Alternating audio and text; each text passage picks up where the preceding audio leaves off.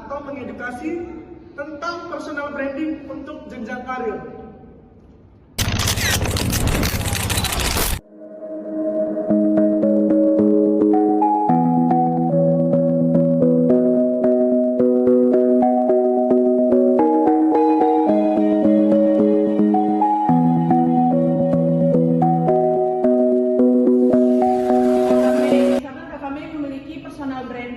Nah, dari personal brandingnya itu, dia tentunya bisa dikenal oleh banyak orang yang pertama, kedua diingat oleh banyak orang, dan yang paling penting teman-teman, dia bisa memiliki peluang karir untuk rekomendasi kerjanya.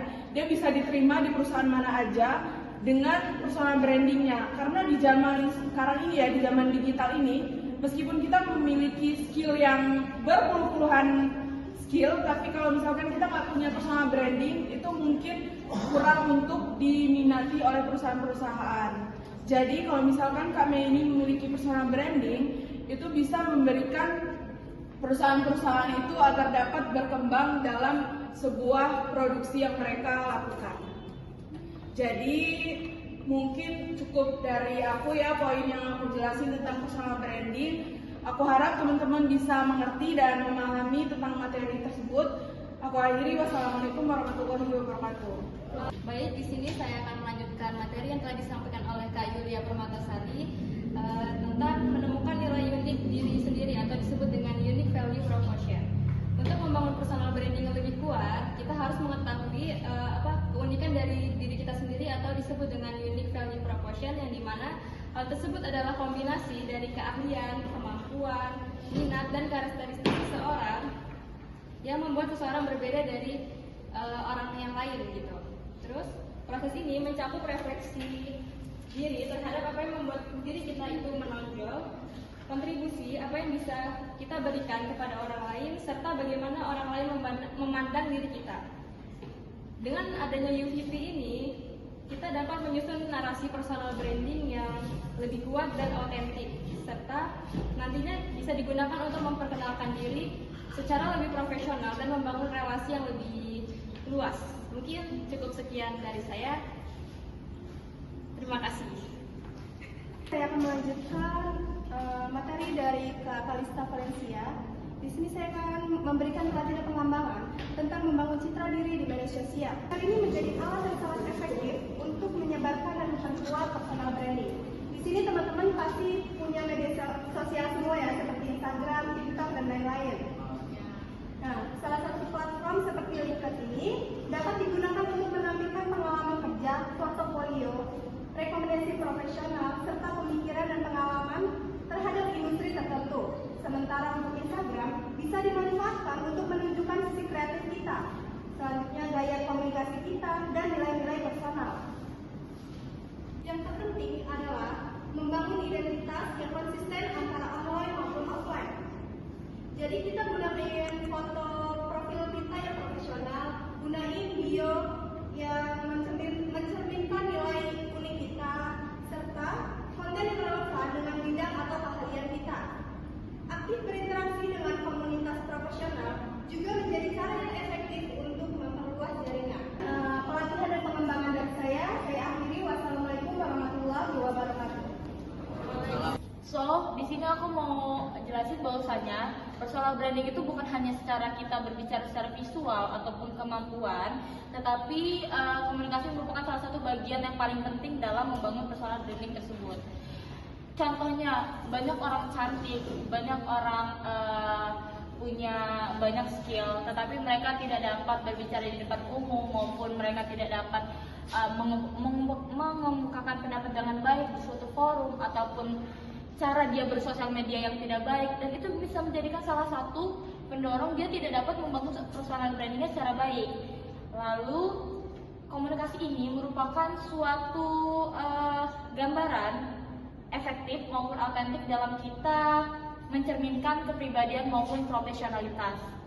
Ini mencakup seperti tadi saya bilang, cara kita bersosial media, cara kita memperkenalkan diri, cara kita menulis email mungkin apabila kita ingin melamar atau mengapply di suatu perusahaan, maupun cara kita dalam mengambil keputusan.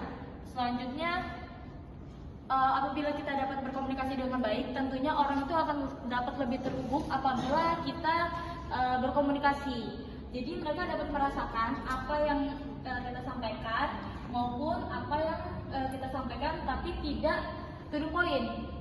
Contohnya di sini tuh maksud aku gini, misalnya kita berbicara, tapi kita tidak langsung menitik beratkan pembicaraan itu ke poin tersebut, tapi dibalut dengan kata-kata yang mungkin menjurus ke arah pembicaraan tersebut. Mungkin kawan-kawan sudah bisa ada gambaran dari yang tadi aku bicarakan. Lalu dari situ kenapa? Banget sih materi ternyata. Maka dari itu cara kita berkomunikasi itu harus melihat atau berpatokan dengan lawan bicara kita itu siapa. Ada orang yang mungkin gaya bicaranya harus dengan lemah lembut, atau ada yang mungkin dia tidak bisa dengan nada intonasi yang lumayan tinggi, ataupun memang ada orang yang terbiasa bicara dengan gaya bersanda ataupun lain-lainnya. Jadi kita harus melihat audiensi kita, kepada siapa kita berbicara, dan topik pembicaraan itu arahnya kemana, maupun situasi dan kondisi kita berbicara pada saat itu. Tidak mungkin dong cara kita berbicara di suatu forum, di pertemanan, maupun cara kita berbicara dengan orang-orang besar itu sama. Maka dari situ penempatan diri kita itu penting untuk kita membangun personal branding. Oke, selanjutnya akan dilanjutkan oleh rekan saya. Padahal terima kasih. Personal branding yang kuat dan jelas, kamu akan lebih mudah masuk ke dalam komunitas yang sesuai, dan orang lain akan lebih paham siapa kamu serta di bidang apa yang kamu kuasai. Strategi networking bisa meliputi aktif di media sosial atau insight lainnya. Strategi networking bisa diikuti dari seminar atau komunitas profesional. Penting untuk menjalin hubungan dengan pendekatan yang tulus, bukan hanya saat membutuhkan bantuan, tapi juga memberi nilai bagi jaringannya. Dari saya kembalikan ke teman saya untuk melanjutkan materi selanjutnya. Terima kasih. Di sini saya akan menjelaskan kesalahan umum dalam personal branding dan cara menghindarinya. Ada yang tahu nggak kesalahan umum dari personal branding itu apa?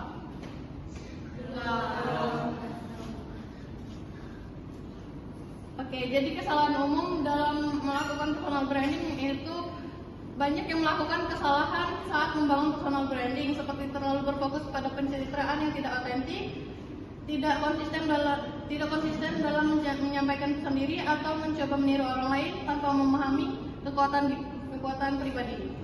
Untuk menghindarinya, penting menjaga otentisitas, mendengarkan masukan dari orang lain, serta menyesuaikan personal branding sesuai perubahan keahlian dan tujuan karir. Selanjutnya akan dilanjutkan dengan rekan saya. Akan melanjutkan materi dari rekan saya. Di sini ada evaluasi dan penguatan branding diri untuk pengembangan karir jangka panjang. Personal branding bukan sesuatu yang dibentuk sekali lalu dibiarkan, melainkan perlu dievaluasi dan diperbarui secara berkala.